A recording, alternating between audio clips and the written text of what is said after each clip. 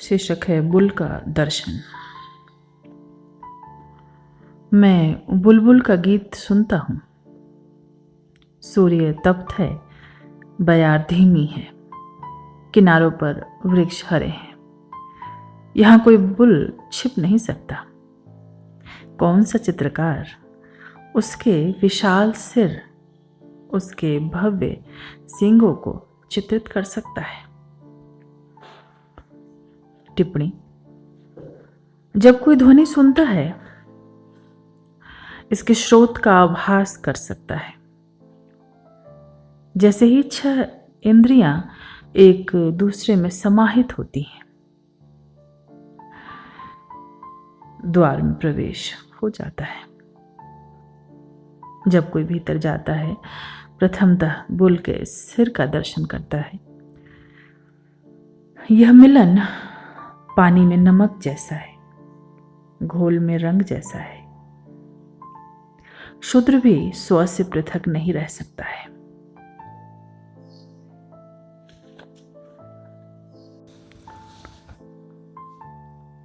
आज की ज़ेन कथा। एक साधिका ने, जो बुद्धत्व की खोज में थी, बुद्ध की एक प्रतिमा बनाई और उस पर स्वर्ण लेप चढ़ा दिया। जहां भी वह जाती, अपने साथ इस स्वर्ण बुद्ध को लिए जाती। वर्षों बीत गए और अब भी अपने बुद्ध को साथ लिए वह साधिका देश के छोटे मंदिर में रहने आई, जहां बहुत से बुद्ध थे और प्रत्येक एक पूजा गृह में था। साधिका अपने बुद्ध के समक्ष धूप जलाने की इच्छुक थी, पर उसका सुगंधित धुआं और मूर्तियों की ओर जाए, यह उसे पसंद नहीं था। उसने एक चिमनी बनाई, जिसके द्वारा सारा धुआं उसकी अपनी मूर्ति पर आए। इस भांति धुएं ने स्वर्ण बुद्ध की नाक को काला कर दिया और उन्हें विशेषतः असुंदर बना दिया।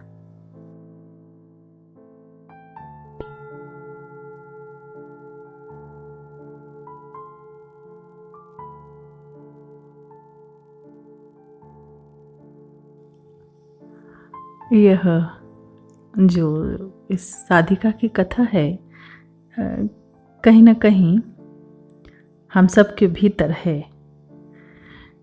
जो ध्यान साधना के मार्ग पर भी चल रहे हैं, गौर करेंगे अगर, तो जिस भी मार्ग को हम चुन लेते हैं, किन्हीं को इष्ट मान लेते हैं या किसी ध्यान पद्धति को फॉलो करने लगते हैं, तो उसके प्रति हमारा विशेष एक आकर्षण बनता तो है। जो हमारा प्रेम है, उसे मोह बनते देर नहीं लगती है। इसी की झलक है इस कथा में कि बुद्ध की ही मूर्ति की वो पूजा कर रही हैं, लेकिन किसी मंदिर में बुद्ध की ही और प्रतिमाएं हैं, लेकिन उनकी जो अपनी प्रतिमा, उनके पास जो बुद्ध की प्रतिमा है, वो विशेष है। समझते हैं क्यों? क्योंकि उसके प्रति यह ख्याल है कि यह मेरी है, और चूंकि मैं विशेष हूं, तो जो मेरे पास प्रतिमा है वह विशेष है। तो देखिए क्या कहना चाहती है यह कथा। क्या ऐसा ही कुछ हमारे भीतर तो नहीं है?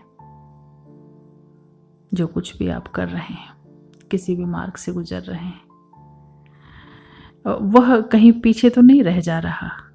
और चूंकि ये मैं कर रहा हूँ, मेरे ये गुरु हैं, या मैं किसी मंत्र का जाप कर रहा हूँ या ध्यान विधि कर रहा हूँ, तो यही विशेष है, यही गुरु ठीक हैं, चूंकि मैं फॉलो कर रहा हूँ।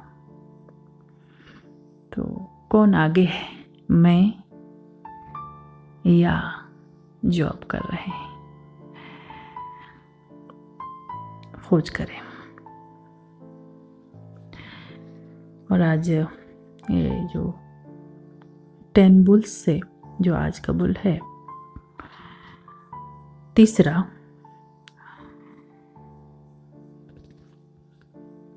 बुल का दर्शन जिसका शीर्षक है, वो साधक चित्त में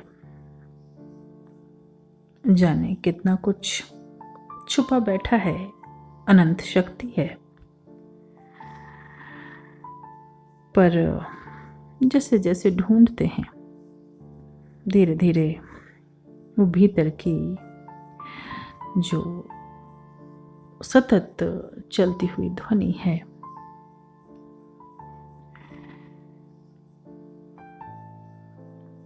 आहिस्ते आहिस्ते उसके साथ हमारा रमण संभव हो पाता है।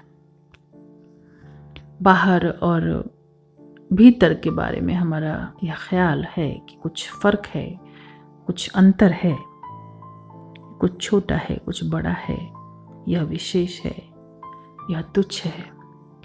जब थोड़े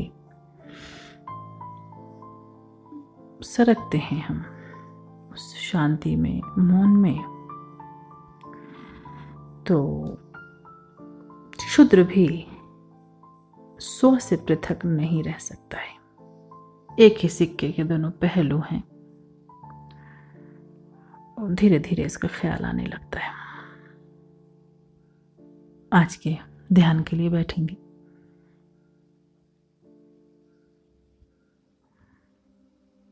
शरीर स्थिर, मन शांत। दर्शन करेंगे स्वयं के भीतर। वो कौन है जो गीत सुनाता है? कौन है वो चित्रकार? कौन हूं मैं? देखें अपने आती जाती सांस को। यह लयबद्धता वर्तमान में आने में सहयोग करती है। चारों तरफ से अपने ध्यान को खींचकर अपनी सांस पर आराम से जो श्वास चल रही है, आ रही है भीतर, भीतर तक जैसे मुझे भर रही है और फिर आहिस्ते से बाहर जा रही है, जैसे खाली हो गया हूं।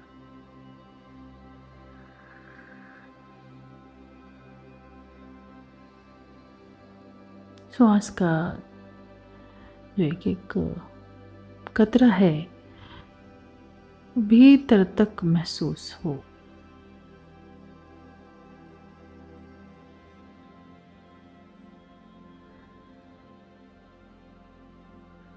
श्वास भीतर गई, पेट का उठना, श्वास बाहर गई, पेट का भीतर जाना। अपनी ओर से कोई विशेष गति नहीं करनी, सहज। बैठें, रोज रोज बैठें, कम से कम 1 घंटा तो बैठे ही।